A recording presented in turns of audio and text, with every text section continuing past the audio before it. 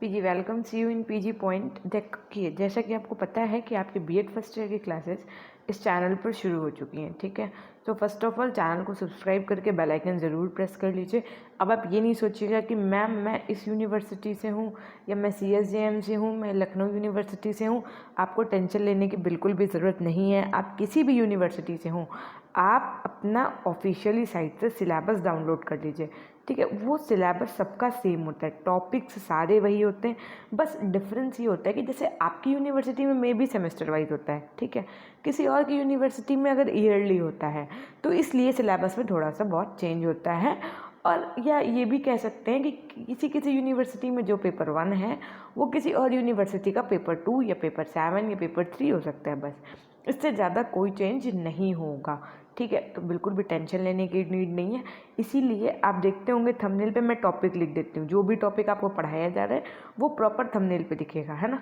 सो आप topic wise अपना complete करते रहिए, बुक में आप अपना मार्क कर लीजिए, या आप एक काम कर सकते हैं, बुक नहीं है आपके पास तो एक पेपर ले लीजिए, ठीक है। उस पेपर पे आप अपना सिलेबस यहाँ पे बढ़िया से डाल के और टॉपिक वाइज नोट कर लीजिए, हर एक टॉपिक हर एक सब्जेक्ट का। मान लीजिए ये पेपर 1 है तो यहाँ पे डालिए पेपर 1, ठीक है, ऐसे करके, और सारे सब टॉपिक्स नोट कर डालिए। 1 दिन लगेगा, 2 घंटे लगेंगे, बट हो जाएगा, ठीक। फिर जो मैं पढ़ाऊँ आप उसके आगे ऐसे टिक कर दीजिए।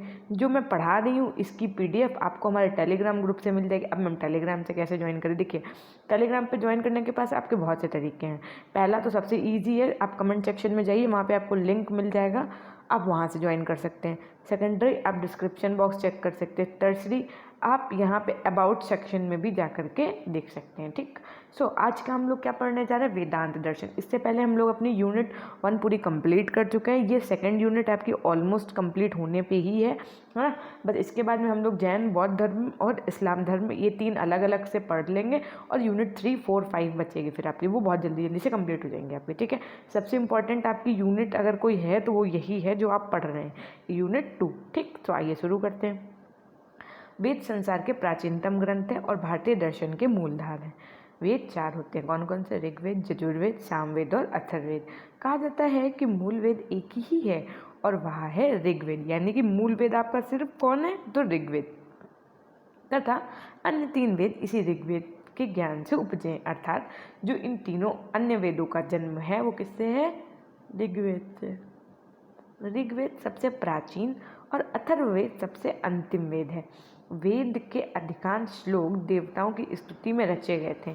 वेदों में स्तुति श्लोक वेद मंत्र कहलाते हैं। ये वेद मंत्र 4 प्रमुख विभागों में विभक्त किए गए हैं: संहिता, ब्राह्मण, अरण्यक और उपनिषद। अब देखिए इनका मतलब क्या होता है।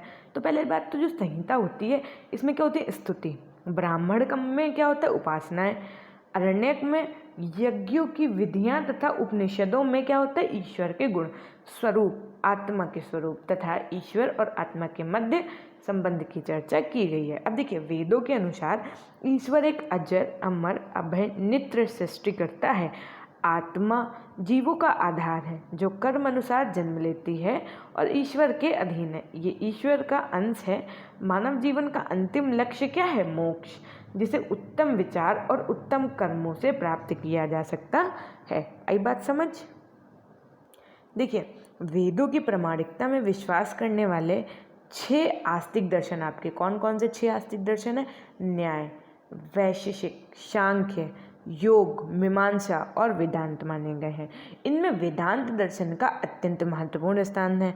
वेदांत दर्शन में वेद, उपनिषद, स्मृति, पुराण, न्याय, वैशिक, सांख्य आदि सभी दार्शनिक संप्रदायों का सार पाया जाता है। इसलिए इसे वेद या ज्ञान का अंत कहा जाता है। किसे वेद और ज्ञान का अंत कहा जाता है आपका?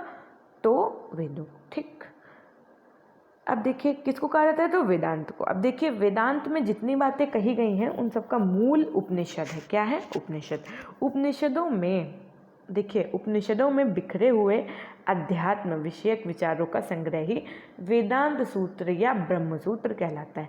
ब्रह्म सूत्र पर अनेक भाष्य, टीकाएं एवं उपटीकाएं लिखी गई हैं, जिनमें आचार्य शंकर द्वारा रचित भाष्य अत्यंत महत्वपूर्ण है।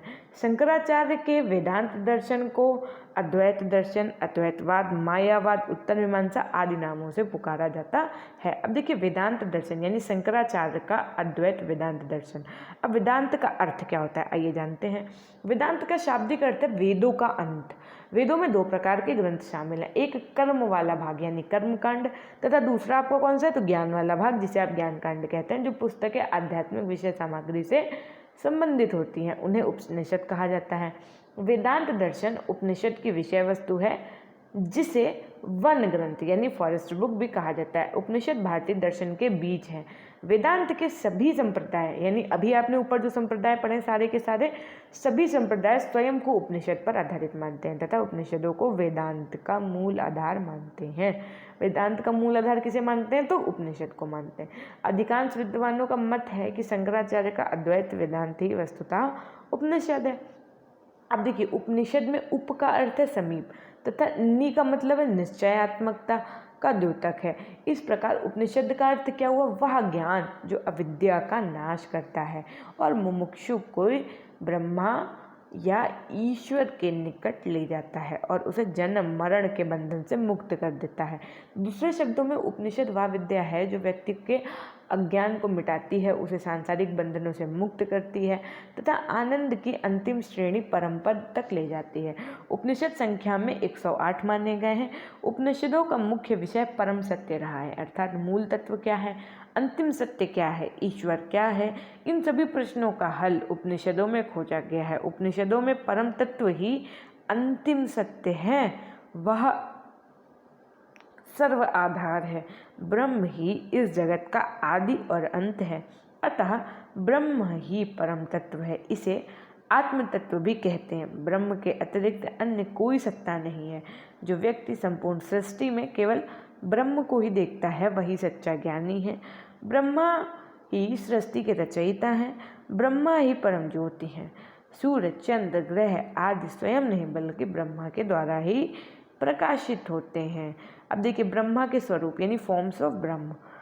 उपनिषद में ब्रह्म के दो रूप प्रमुख परिभाषित किए गए। पहला परा यानी कि निर्गुण, दूसरा आपका कौन सा है अपरा यानी कि सगुण। अब देखिए निर्गुण ब्रह्मा का गुणों द्वारा वर्णन नहीं किया जा सकता है, वह गुण अतीत है। ब्रह्मा सभी सांसारिक गुणों से परे है। अपरा ब्रह्म को सगुण ब्रह्म माना गया है। सगुण ब्रह्म गुणों से युक्त उनका वर्णन किया जा सकता है।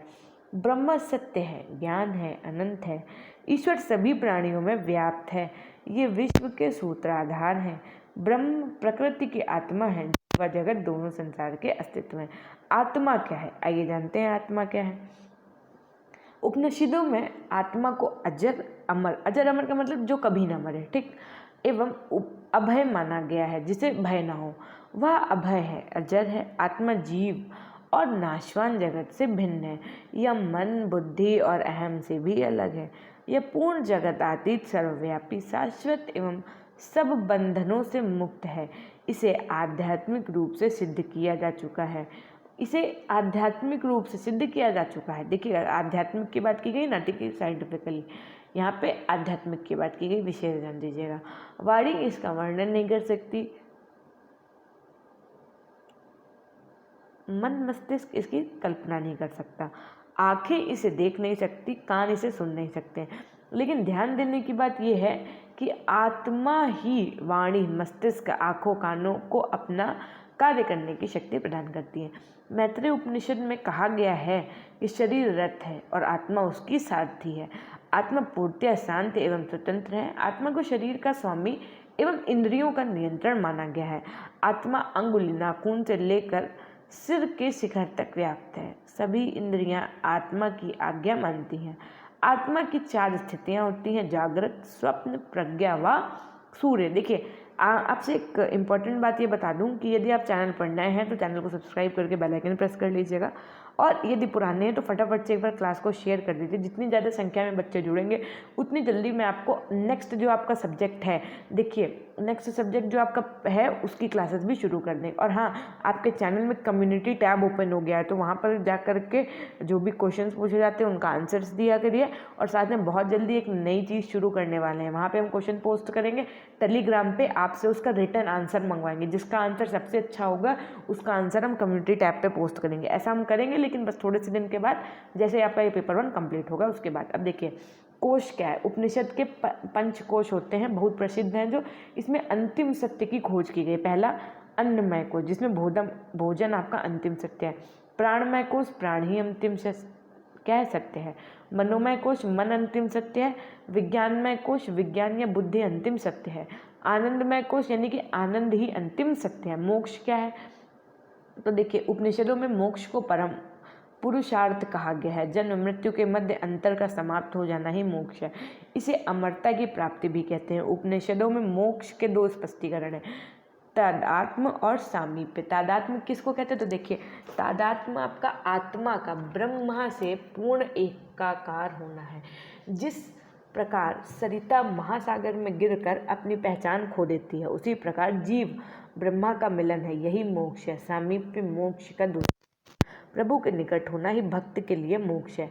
अमरता का अर्थ क्या है, देखिए देवलोक में स्थान प्राप्त करना है, जहाँ भक्त सामीप्य द्वारा स्वर्णिम आनंद उठाता है। रामानुजम और दूसरे दार्शनिकों ने मोक्ष के इसी रूप को स्वीकार किया है। अब देखिए अद्वैत वेदांत दर्शन के सिद्धांत। देखिए यहाँ पे क्या है कि ब्रह्म सत्य है, जगत मिथ्या है। अब देखिए यहाँ पे बात समझनी है आपको कि यह अनित्य है कि इस जगत का निर्माण होता है और नाश भी। इसमें तो प्रतिक्षण परिवर्तन होता रहता है। इसके अनुसार केवल ब्रह्मा ही नित्य है, सत्य है। इनकी व्यवहारिक सत्ता स्वीकार किए बिना तो मनुष्य के अस्तित्व और उसके द्वारा ज्ञान, कर्म, भक्ति, योग और मोक्ष प्राप्ति का प्रश्न ही नहीं उठता है। आत्मा ब्रह्मा का अंश यानी जीवो ब्रायो नापरा के अनुसार जीव ब्रह्मा है, ये है, अन्य कोई नहीं। आत्माओं की संख्या अनंत है तथा आत्मा का विनाश नहीं हो सकता, इसलिए वह प्रकृति से स्वतंत्र है। सांख्य मत के अनुसार आत्मा निष्क्रिय है। किसकी बात कर दी गई है यहाँ पे, देखिए सांख्य मत के अनुसार बोला गया। दूसरी ओर सांख्यवादियों को बाध्य होकर स्वीकार करना पड़ा था कि प्रत्येक आत्मा सर्वव्यापी है। अब देखिए नेक्स्ट पॉइंट क्या है, मनुष्य अनंत ज्ञान एवं शक्ति का स्रोत है।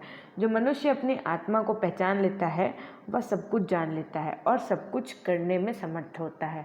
शंकराचार्य का मत है कि मनुष्य आत्माधारी है और आत्मा ब्रह्मा का अंश है, इसलिए मनुष्य अपने अनंत जीवन एवं शक्ति का स्रोत है। संचयमान कर्मों पर निर्भर मनुष्य का विकास। वेदांत मनुष्य की इंद्रियों और मस्तिष्क में भिन्नता के कारण की खोज के लिए संचित एवं प्रारब्ध कर्मों की तह तक पहुँच गया। भौतिकवादी मनुष्य के विकास का आधार उसकी कर्मेंद्रिय, ज्ञानेंद्रिय और मस्तिष्क को मानते हैं। मुक्ति के लिए ज्ञान आवश्यक है। आचार्य शंकर का मत था कि जब तक मनुष्य कर्म और मुक्ति के द्वारा अच्छे जीवन की आकांक्षा करता रहेगा उसे सिर्फ यही प्राप्त होगा। ठीक, आचार्य जी का मानना था कि मुक्ति का एकमात्र साधन आत्मा एवं ब्रह्मा का ज्ञान है। माया क्या है, असत्य। उपनिषद में माया को बहुत बलशाली माना गया है। एक स्थान पर कहा गया है कि इंद्र ने अपनी माया के द्वारा अनेक रूप धारण किए। कहीं कहीं उपनिषदों में ईश्वर को मायावादी कहा गया है, वह मायावी है और अपनी माया से सृष्टि की रचना करता है। माया को असत्य के तुल्य माना गया है। ऐसा कहा गया है कि हम माया के जाल में फंसकर सत्य आत्मा को नहीं पहचान पाते हैं। शंकराचार्य जी ने कहा कि जब तक हम असत्य यानी झूठ और माया का त्याग नहीं करते हैं ब्रह्मलोक को प्राप्त नहीं कर सकते।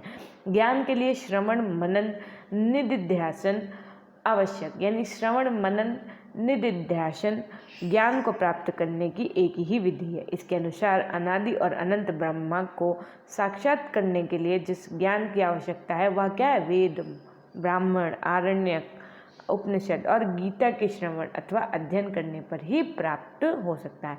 अब देखिए, परलोक की धारणा यानी अदर वर्ल्ड कॉन्सेप्ट।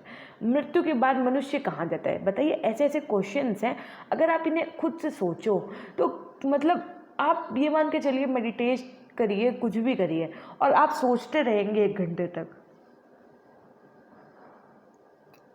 और 1 ही घंटे नहीं, अब फिर जब तक आपके मन में ये ख्याल चलता ही रहेगा, जब तक आपको इसका उत्तर नहीं मिल जाएगा क्या, कि मृत्यु के बाद मनुष्य कहाँ जाता है। इस प्रश्न के उत्तर में कहा जा सकता है कि मृत्यु के बाद जीव का इस लोक से नाता छूट जाता है तथा वह दूसरे लोक, जिसे क्या कहते हैं, परलोक का नागरिक बन जाता है। मृत्यु के पश्चात मनुष्य के आगामी जीवन की 3 स्थितियां मानी गई हैं। कौन कौन सी? एक तो देवयान, एक पितृयान और एक तृतीययान। देवयान, जो लोग आध्यात्म विद्या का पालन करते हैं, वे मृत्यु के पश्चात ब्रह्मलोक पहुंच जाते हैं। अब पितृयान क्या? अब देखिए, आप लोगों का स्थान कहाँ हो गया बताइएगा। पितृयान क्या है? जो लोग दान, यज्ञ, पूजा, आराधना करते हैं, वे पितृलोक पहुंच जाते हैं।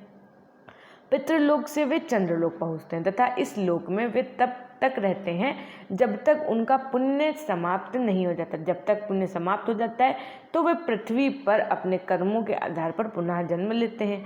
तृतीय यान क्या है? यह तृतीय गति निम्न कोटि के पशुओं, पक्षियों एवं कीड़े मकोड़ों के लिए होती है। यह प्राणी जन्म लेते हैं और मरते हैं और यह प्रक्रिया कभी टूटती नहीं है। वेदांत काल में शिक्षा का स्वरूप क्या है? देखिए, शिक्षा का उद्देश्य क्या है कि वेदांत काल में शिक्षा के निम्नलिखित उद्देश्य हैं। पहला, परम ज्ञान की प्राप्ति। दूसरा, चरित्र निर्माण। वैयक्तिक एवं सामाजिक विकास। संस्कृति के लिए शिक्षा। शारीरिक विकास, सर्वांगीण विकास और आध्यात्मिक विकास। अब देखिए, पाठ्यचर्या यानी करिकुलम। विद्यार्थियों को 2 प्रकार की विधाएं पढ़नी होती थी, परा एवं अपरा। परा विद्या को परम ज्ञान समझा जाता था। इसमें जीवन, जगत और ईश्वरी ज्ञान के बारे में अध्ययन किया जाता था। अपरा विद्या में चारों वेद, वेदांग, कर्मकांडों का ज्ञान, व्याकरण, खगोल विद्या, इतिहास, पुराण, नीतिशास्त्र, सैन्य विज्ञान आदि विषयों का अध्ययन किया जाता था।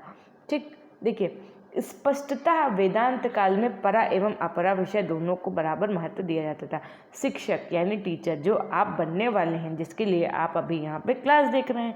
अब देखिए, उपनिषदों में बार बार गुरु की महिमा का बखान किया गया है, गुरु को अद्वितीय बताया गया है।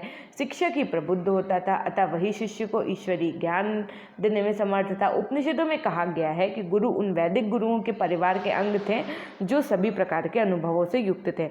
गुरु अपने शिष्य से पुत्र तुल्य स्नेह करते थे। देखिए, गुरु अपने शिष्य से पुत्र तुल्य स्नेह करते थे। गुरु विनम्रता और सद्गुणों के लिए प्रसिद्ध थे। गुरु सादा जीवन उच्च विचार में विश्वास रखते थे। देखिए, ये इतनी सिंपल हिंदी है, अब मैं इसमें क्या समझाऊं? क्या आपका बताइए, अगर टाइम वेस्ट करवाना हो हमको तो हम कैसे समझाएं? देखिए, जो बेटा पहले टीचर्स होते थे ना, वो अपने आप को बहुत अल्टीमेट मानते थे, और वो जो स्टूडेंट्स होते थे वो उनको अपने चिल्ड्रन की तरह यानी अपने बेटे के समान मानते थे। अब इसको और बढ़ाना हो आपको तो क्या लिखेंगे? जिस प्रकार पहले के ज़माने, मतलब पूर्व जो गुरु होते थे, वो अपने शिक्षक को अपने बेटे के समान प्यार करते थे। अब देखिए, इस बात को हम इतने डिटेल में समझाने लगे हैं आपको ना, तो आपका कितना टाइम वेस्ट होगा, आप खुद सोचिए ना एक बार। तो इसलिए हम चाहते हैं कि सिर्फ आपके मस्तिष्क में, हमको क्या पता है, हमारा सिर्फ और सिर्फ एक ही सिद्धांत है कि हम पढ़ते रहें। अगर आप उसे कंसंट्रेट होकर के सुन रहे हैं ना, तो ये इतनी टफ हिंदी नहीं है कि आपको समझ में नहीं आएगी, है ना। आप अपना ग्रेजुएशन, पोस्ट ग्रेजुएशन कर चुके, अगर आप बीएड करने जा रहे हैं तो इट मीन्स कि आपका जो नॉलेज है वो पहले ही अल्टीमेट है। बस आपके मन में, आप जब लिखने चले तो आपके मन में ये अल्टीमेट शब्द आए, मतलब बहुत अच्छे अच्छे वर्ड्स जो आप यहाँ पे मेरे से पढ़ रहे हैं, है ना, ये सारी चीज़ें आप वहाँ पर लिख के आएँ, ठीक, जिसमें कि जब एग्जामिनर कॉपी चेक करे तो वो डिफ्रेंशिएट कर पाए पढ़े हुए बच्चे के लिखने का अंतर और ना पढ़े हुए बच्चे के लिखने का अंतर। और लिखने का तरीका तो हम आपको बताएंगे ही, एक पूरी प्लेलिस्ट बना देंगे कि आपको कॉपी कैसे लिखनी है, पेपर टाइम पे किन बातों का ध्यान रखना है, कैसे अपनी पढ़ाई करनी है पीक टाइम पे, वो सब हम बताएंगे। वो तो बात की बात है, फिलहाल अभी आपके पास टाइम है, आप पूरा, अब आप सोचिए मैं चाहूँ तो सिर्फ इंपॉर्टेंट टॉपिक लेके आ जाऊँ, मैं क्यों नहीं ला रही हूँ इंपॉर्टेंट टॉपिक? क्यों? क्योंकि हमें पता है कि जब हम आपको इतना सारा पढ़ाएंगे तो उसमें कहीं इतना सारा समझ में आएगा। आप इतना सारा लिख के आओगे। हम ये तो नहीं कहेंगे इतने सारे नंबर मिलेंगे, अब इतने सारे नंबर तो आपको लेके आने ही हैं जितना आप लिख के आए, ठीक। तो ये होता है प्रोसेस। तो हम चाहते हैं कि आप पूरा पढ़िए और जैसे कि हम आपको पढ़ा रहे हैं वैसे वैसे एकदम पढ़ते रहिए, ठीक। आप ये मान के चलिए नंबर बहुत अच्छे आएंगे आपके। शिक्षण विधियाँ, अब देखिए इतना टफ नहीं है कि हम आपको एक एक लाइन डिस्क्राइब करें, इसीलिए हम सिर्फ उसको पढ़ते चले जाते हैं और जहाँ पे हमको लगता है कि हमें समझाना चाहिए हम वहाँ समझा भी देते हैं, जहाँ लगता है एग्जाम्पल लेना चाहिए वहाँ आपको एग्जाम्पल भी देंगे, ठीक। इस काल में गुरु अपने शिष्यों, किस काल में शिक्षण विद्या की बात की जा रही है, यहाँ मेथड्स ऑफ टीचिंग। इस काल में गुरु अपने शिष्यों को मौखिक रूप से शिक्षा देते थे। शिष्य गुरु के शब्दों को ध्यानपूर्वक सुनते थे। बस यही काम आपको भी करना है, जो काम पहले के ज़माने में शिष्यों ने किया है वही काम अब आपको ऑनलाइन एजुकेशन में भी सुनना है। गुरु के शब्दों को ध्यानपूर्वक सुनते रहना है, ठीक। तथा सीखने सिखाने की प्रक्रिया में दोनों अत्यधिक सक्रिय रहते हैं। अध्ययन विधि के 6 विकास बिंदु होते हैं जो कि निम्नलिखित हैं। कौन कौन से 6? तो पहला देखिए स्वाध्याय विधि, यानी कि सेल्फ जो आप पढ़ते हैं वो। अद्वैतवादियों के अनुसार बिना स्वयं प्रयत्न किए ज्ञान प्राप्ति नहीं होती है ना। इसमें व्यक्ति को अपने आप अध्ययन करना होगा तभी वह ज्ञान प्राप्त कर पाएगा। श्रवण विधि, अब स्वाध्याय में क्या आता है, देखो मतलब अपने आप पढ़ना, जिसे आप सेल्फ स्टडी कहते हो ना, वो उसे ही कहते हैं स्वाध्याय। अब इसमें पहला है श्रवण विधि। शंकराचार्य के अनुसार शिक्षा प्राप्ति में शास्त्र और गुरु का उपदेश तथा शिष्य की मानसिक तत्परता बहुत आवश्यक है। इसलिए सर्वप्रथम शिष्य को गुरु के उपदेश ध्यानपूर्वक सुनने चाहिए।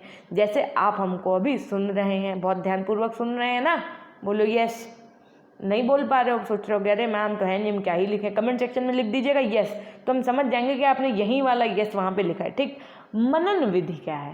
शंकराचार्य के अनुसार शास्त्र का मात्र अध्ययन करना या श्रवण करना ही पर्याप्त नहीं है, वरन उस पढ़े हुए या सुने हुए विषय का मनन करना भी आवश्यक है, तभी उसको पूरी तरह समझा जा सकता है। जैसे हमने आपको पढ़ाया, आपने हमें अभी ध्यान से सुन लिया, जब आप रात को सोने चलें तो आपने क्या सोचा कि मैम ने आज क्या पढ़ाया था, वेदांत टॉपिक पढ़ाया था।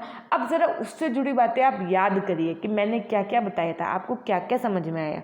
कुछ हेडिंग्स याद हैं 2-4, या फिर सिर्फ रील से स्क्रॉल करोगे कि मैम वो ना एक्चुअल में हम सोच नहीं पाए क्योंकि 11:30 बजा था और 12 बजे तो पूरा डेटा खत्म हो जाता है, आप तो जानती हैं, और मेरा ना आज 500 MB डेटा बच रहा था तो मैंने सोचा रील्स चला लेते वरना डेटा वेस्ट हो जाता। ये सब एक्सक्यूजेज नहीं चलेंगे, आपको प्रॉपर सोचना है, मनन विधि का उपयोग करना है। श्रवण विधि का तो आप अभी उपयोग कर रहे हैं, ठीक। अब मनन विधि का उपयोग आपको करना है, ओके। अब देखिए निधिध्यासन विधि क्या है। निधिध्यासन विधि बोध की वह अवस्था है जहाँ व्यक्ति का निश्चय स्थिर हो जाता है, उसका ध्यान परिपक्व हो जाता है। इसमें प्राप्त ज्ञान का जीवन में उपयोग करना भी निहित रहता है। अब जैसे मैंने आपको कोई एक बात बताई यहाँ पे, वो आपको इसी क्लास से याद रह जाए तो वो आपकी ऐसी हो गई, ठीक। वस्तुतः श्रवण मनन निधिध्यासन अलग अलग 3 विधियाँ नहीं हैं, वरन ये तीनों का ऐसी समग्र विधि के अंग है जिससे ब्रह्मा और आत्मा की एकता का बोध होता है। प्रश्नोत्तर विधि, शंकराचार्य उपनिषद परंपरा के अनुयायी थे, इसलिए उन्होंने प्रश्नोत्तर विधि को एक सशक्त और प्रभावशाली शिक्षण विधि के रूप में प्रयोग करके उसी प्राचीन उपनिषद परंपरा को अग्रसारित किया। छात्रों की शंकाओं का निवारण करने के लिए इस विधि का उपयोग किया गया। तर्क एवं व्याख्या विधि, तर्क विधि छात्रों के संशयों और शंकाओं का निराकरण करती है तथा उनका ज्ञानवर्धन करती है। इस विधि के प्रयोग से छात्रों की मनन, चिंतन तथा विचार करने की क्षमता का विकास होता है। अब देखिए व्याख्या विधि क्या है कि व्याख्या विधि के द्वारा शिक्षक छात्रों की विषय से संबंधित कठिनाइयों, जटिलताओं का निराकरण सरलता से कर पाते।